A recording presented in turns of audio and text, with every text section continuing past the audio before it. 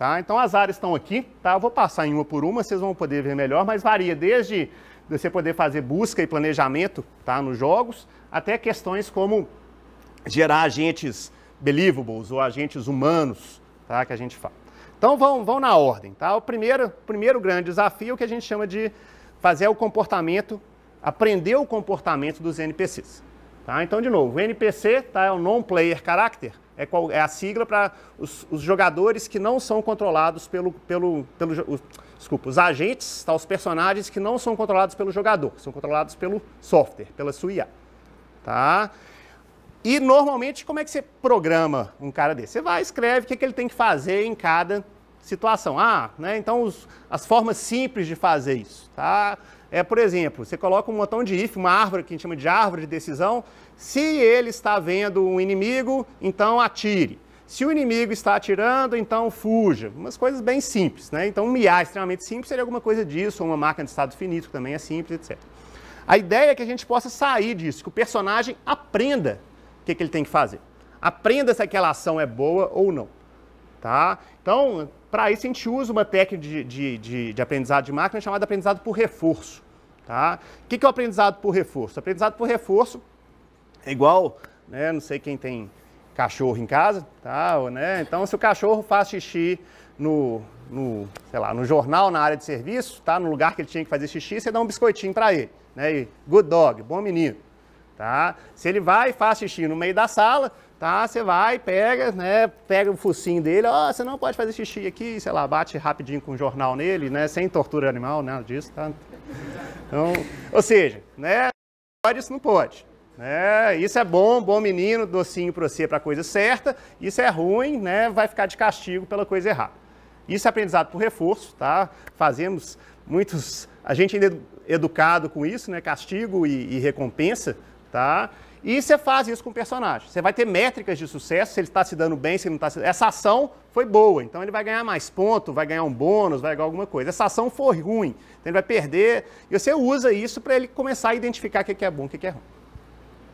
Tá? Então isso é o aprendizado por reforço e isso é bastante usado no aprendizado desse comportamento. Tem várias variações das técnicas de aprendizado por reforço, tá? De algoritmos evolucionários, técnicas que fazem otimização local, Temporal Difference Learning, que é uma parte de você conseguir aprender as coisas baseadas em diferenças temporais e por aí vai.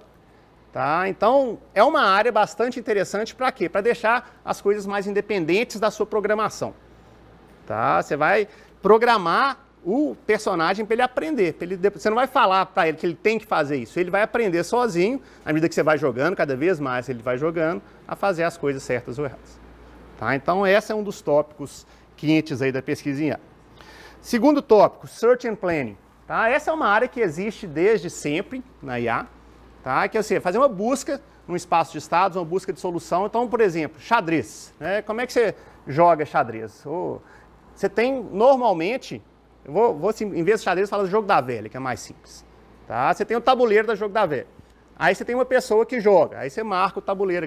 De um determinado tabuleiro do jogo da velha, você tem 9 opções de jogo, de jogada, onde você marca, onde você põe a bolinha. Beleza, para cada vez que você coloca a bolinha, o próximo vai ter 8 opções de onde coloca o X, depois vai ter 7. Não sei se vocês visualizaram a árvore que está sendo gerada aí de opções. Então eu faço uma busca nessa árvore e acho qual que é a melhor solução. Aí eu consigo, simplifiquei bastante o processo, tá? Mas aí eu consigo saber qual jogada que eu tenho que fazer. Então eu estou fazendo o quê? Uma busca. Tá? Outro exemplo é para movimentar um personagem. Eu tenho um personagem ali, o vermelhinho, tá? Que tem um beco sem saída aqui. Isso aqui eu acho que acabou. As baterias aqui eu acho que acabaram.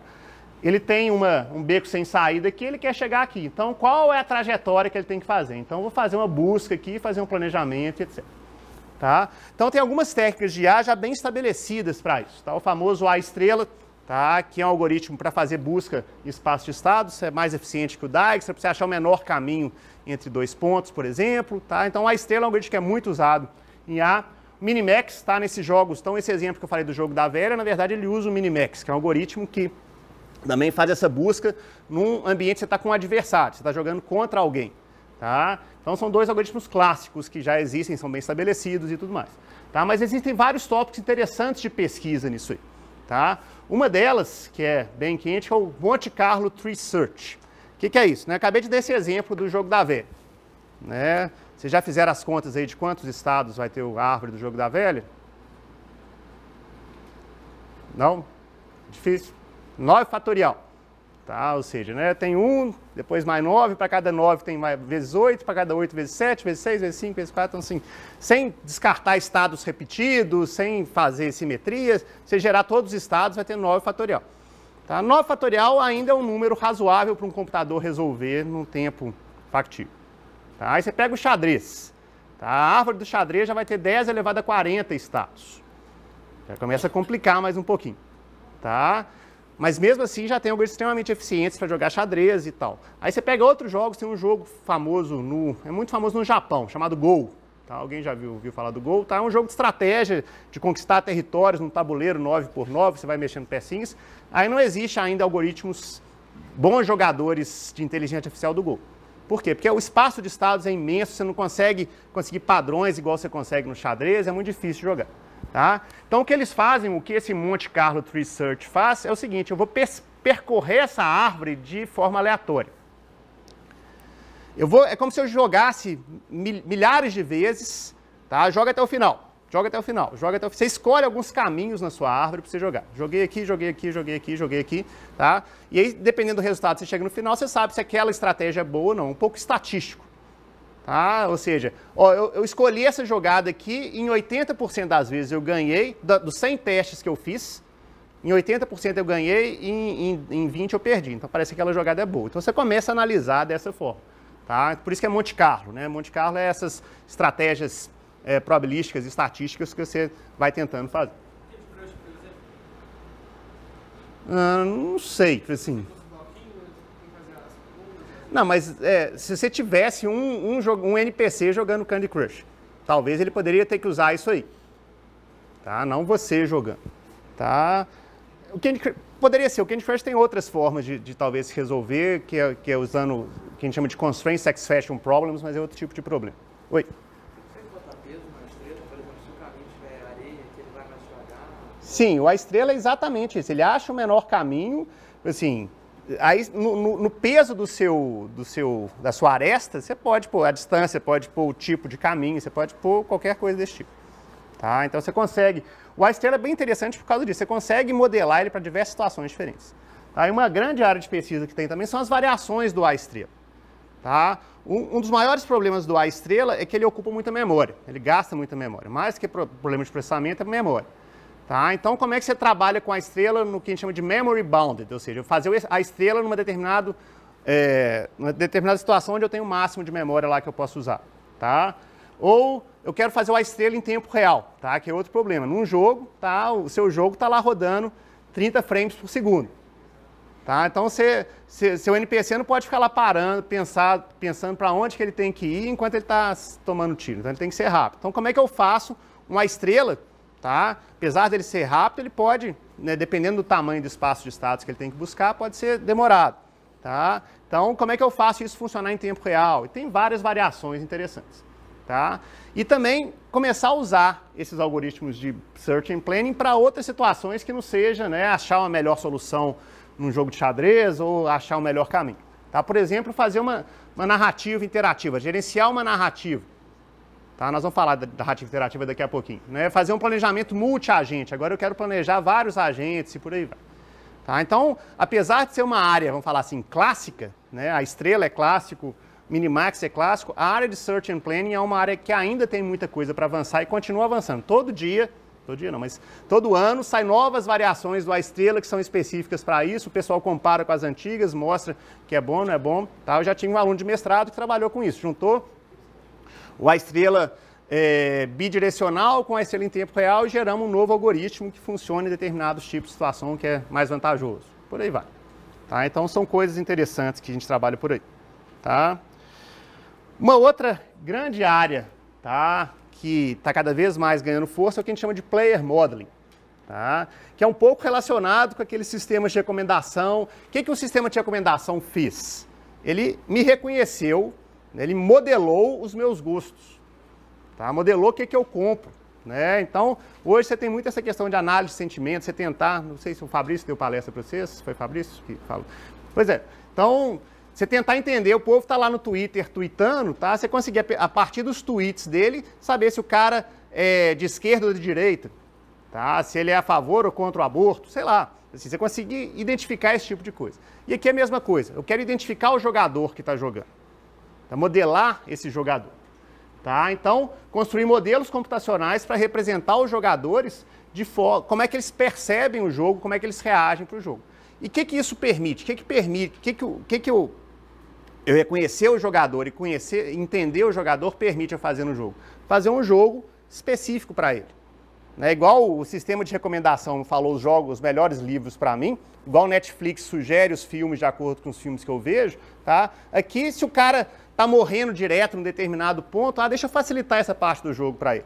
Ou se o jogo está muito fácil, deixa eu tornar mais difícil, que a gente chama, por exemplo, de balanceamento dinâmico de dificuldade. É uma grande área, tá, que a gente tem trabalhado aqui também.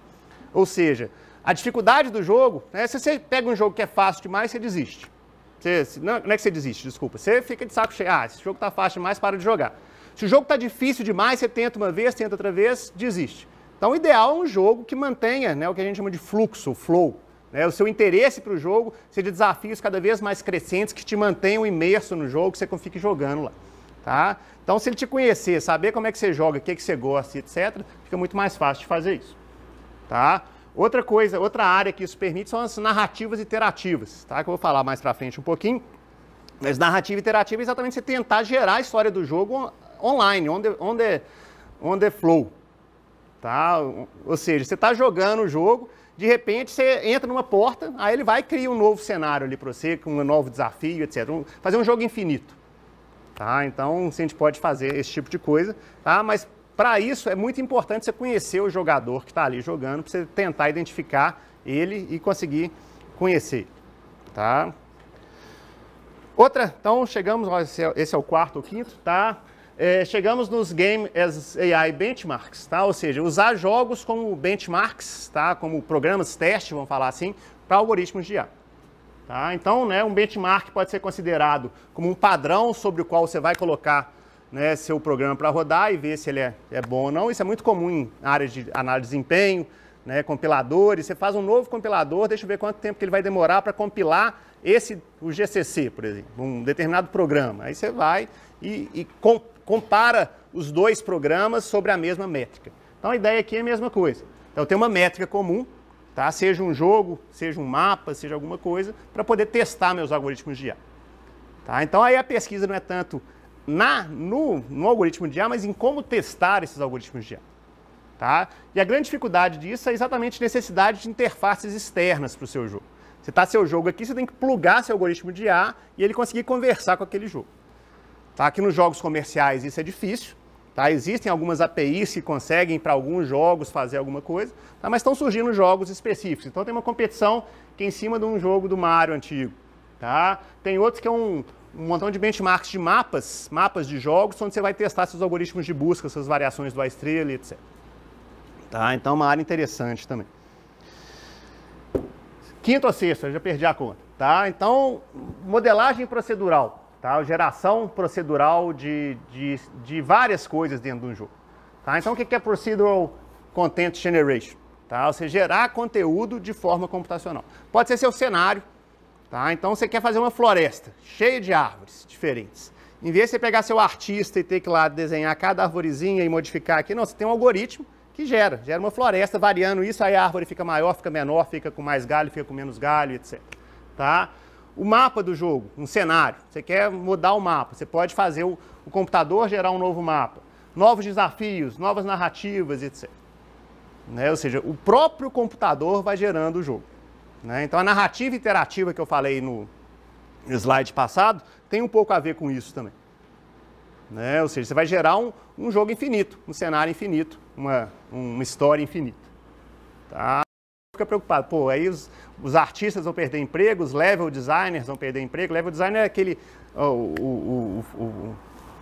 o responsável por criar os desafios do jogo, por exemplo, tá, num determinado nível.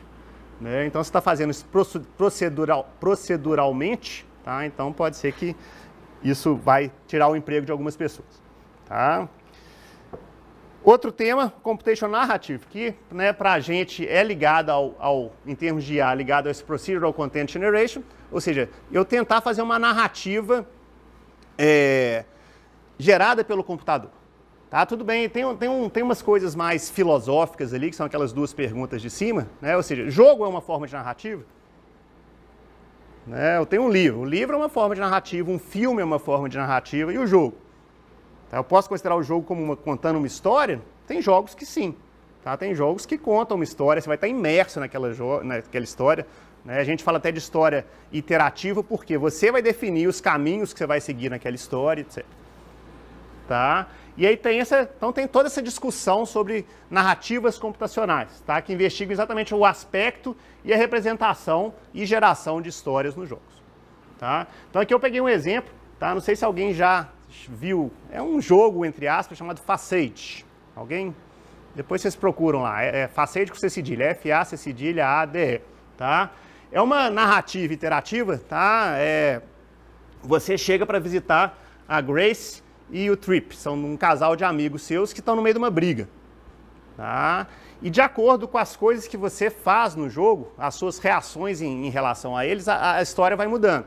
Você pode ajudar eles a se reconciliarem, tá? Você pode ser expulso da casa, você pode fazer com que eles se separem, ou seja, dependendo do que acontece. E ele é iterativo assim, você digita e vai conversando com ele e as coisas vão acontecendo.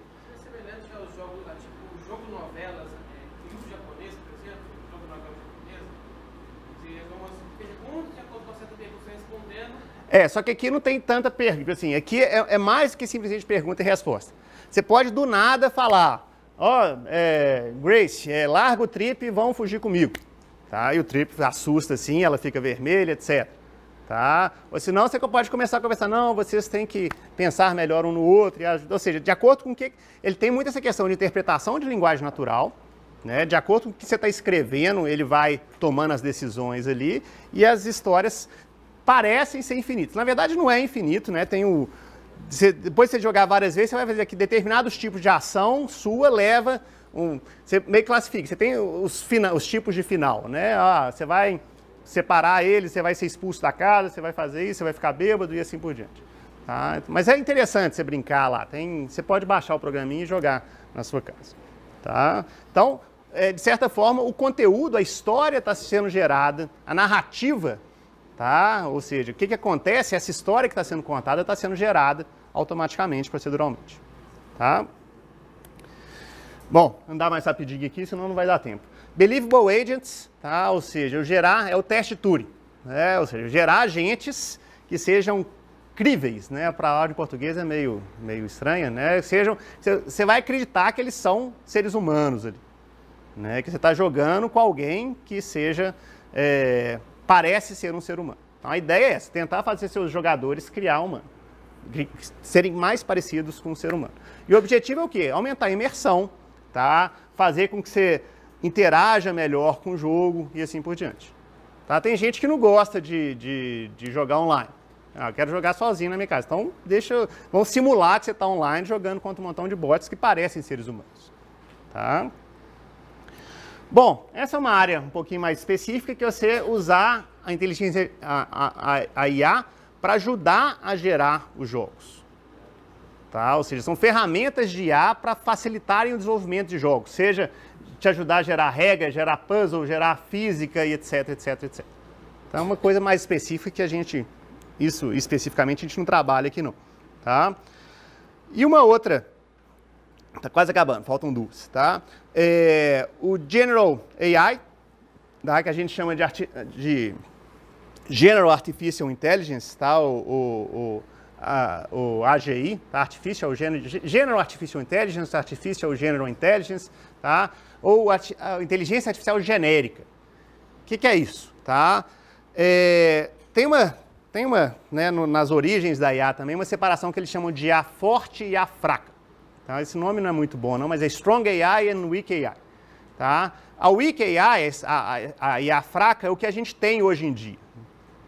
Ou seja, a IA é ótima em coisas específicas. Você tem algoritmos que superam o ser humano em atividades específicas. Ele vai jogar xadrez melhor do que você, por exemplo, tá? Vai conseguir achar fazer uma mineração de dados, buscar um dado muito melhor do que você e etc. Mas ele não é capaz de fazer tudo o que você faz. Ou seja, você tem algoritmos de IA bem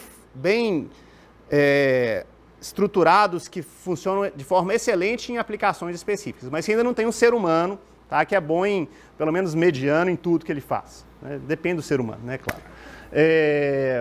Então a ideia, isso convertido para jogo é o quê? Eu fazer um IA para jogo que é capaz de jogar jogos diferentes.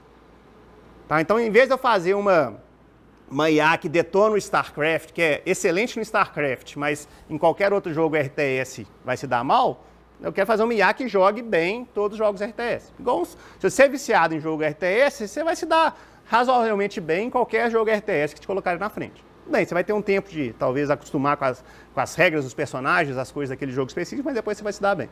Então, é possível fazer uma IA que seja boa em vários tipos de jogos? Tá? Essa é uma pergunta. Tá? Então, o General Game AI tem a ver com isso aí. Tá? Então, por exemplo, tem algumas iniciativas que você fornece um conjunto de regras, tá? E a IA vai aprender a partir dessas regras. Tá? Usando o Monte Carlo Tree Search, por exemplo. Tá? Tem outro experimento que o pessoal colocou, né, os jogos de arcade, né, dos velhos tempos, um software que é capaz de jogar bem vários dos jogos de arcade. Tá? Então são coisas interessantes. Usando os emuladores, conseguir jogar vários jogos diferentes. Tá? Que vários deles são similares, né? Você tem lá um side-scrolling que você tem que sair pulando, atirando e etc. Então, se eu sou bom num, eu acabo sendo bom no outro. Tá? E por fim, gente, em termos dos 10 desafios, esse é o 10º desafio, tá? Que é um desafio bastante interessante e eu acho que esse também não é presente só em jogos, não, mas é presente em outras áreas da computação, que é a famosa briga entre academia e indústria. Tá? Em jogo, isso é mais crítico.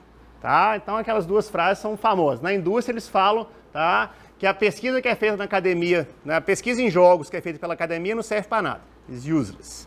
Tá? Já a academia fala, o Game AI na indústria é trivial. Tá? É trivial.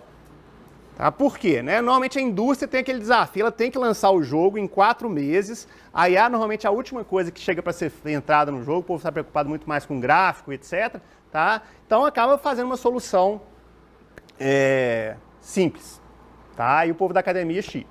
Tá? Da mesma forma, o pessoal da academia está querendo avançar o estado da arte, tá? E que talvez a indústria naquele momento não precise. E muitas vezes na academia, quando você escreve um paper, tá? Você fala, meu algoritmo funcionou em 80% das vezes, em 90% das vezes, legal, para o seu paper isso é ótimo. Tá? Superou o estado da arte, superou o melhor algoritmo 90% das vezes, beleza. Mas aí você põe nesse jogo, de cada 10 que compram um jogo, o negócio vai falhar, você está fudido, desculpa. Tá? Você está perdido. Tá? Ou seja, a indústria não pode falar que de cada 10 que compram, um jogo não vai funcionar para um. Né? Em daquele jogo, o bot vai ficar bobão lá, não vai fazer as coisas. Então não dá, a indústria não pode trabalhar com isso. Então tem essas diferenças. Tá? Então são os focos diferentes. A academia procura soluções gerais para problemas diversos e avançados, e a indústria quer resolver o problema específico. Tá? Mas, apesar de ter esse gap, as sinergias têm surgido. Tá? Os jogos comerciais têm inspirado e desafiado pesquisadores. Tá? Então, volta e meia, né, com os meus alunos, a gente faz as coisas. Não, vamos tentar pôr isso num jogo comercial. Num jogo que existe. Né? Vamos pôr esse algoritmo para funcionar nesse jogo. Vamos tentar fazer isso. Tá? E, aos poucos, em alguns jogos, a pesquisa que é feita na academia está sendo incorporada. Então, tem alguns jogos mais modernos, né? Spore é um exemplo. Tá? Tem um Black and White, que é outro exemplo. Eles começam a ter coisas mais sofisticadas de IA ali, que vão cada vez aparecendo mais.